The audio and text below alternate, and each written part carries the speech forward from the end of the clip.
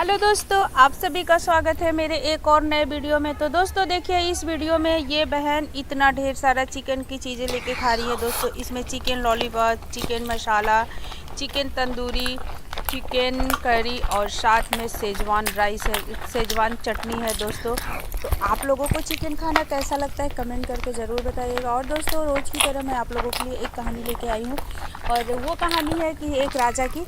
वो प्राचीन समय में एक राजा था और उसकी 7 रानियाँ थी। सातों रानियाँ में किसी के भी कोई बच्चे नहीं थे। राजा बहुत दुखी रहता था, लेकिन राजा बहुत ही दयालु और अपनी प्रजा को खुश रखने वाला था।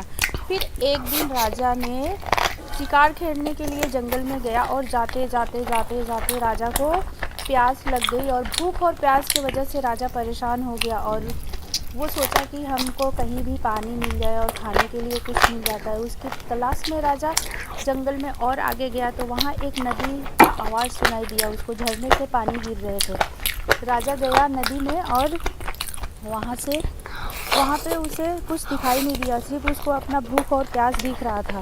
फिर राजा नदी के पास गया और पानी पीने के लिए जैसे ही झुका तो उसमें एक लड़की स्नान कर रही थी, और उसने कहा, हे मनुष्य, तुमको दिखाई नहीं देता? मैं यहाँ पे स्नान कर रही हूँ, तुम बहुत विचित्र प्राणी हो। राजा ने कहा, हे कन्या, मैंने तुमको नहीं देखा, हमें भूख और प्यास के सिवा कुछ दिखाई नहीं दे रहा है, मुझे क्षमा करना।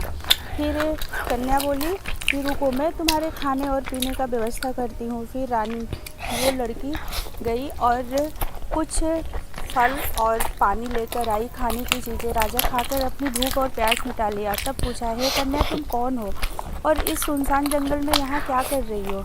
तब उस लड़की ने कहा, हमारा घर इसी पास के गांव में है, मैं यहाँ डेली स्नान करने के लिए आती हूँ। ये बहुत शीतल जल है और यहाँ बहुत शांति मिलती है, और मेरा नाम लक्ष्मी है।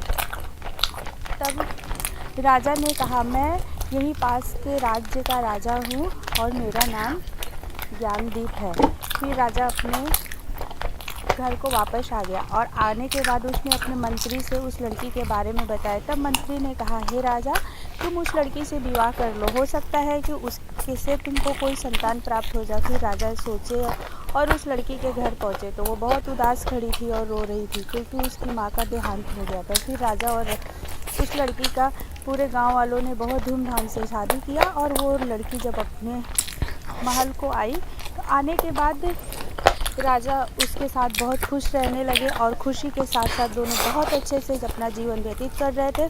दोस्तों आगे की कहानी